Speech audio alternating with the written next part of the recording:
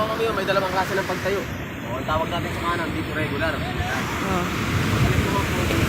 Yan. Hindi po yung mas comfortable mo tayo. Saka mas sanay. Mag-surfing kami ngayon. Dinedemo ni Kuya kung paano yung tamang pagsisurfing. Ito naman po, kailangan pa lang sa board straight. Yes, po. Tapos na tayo sa Ayan. kapag may wave ka natin, may wave ka lang para hindi ka tamaan. Oh, pag may wave ka. Ito nyo, ready position.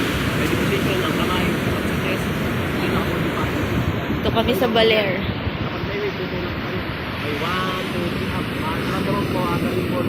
Focus ko lang po. Then forward. Actually, wala akong naintindihan. Forward lang dito.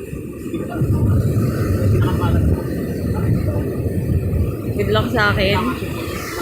Good luck sa akin mamaya sa pag-surf. Ready ka, ready. Makinig na ulit tayo. May galit lang.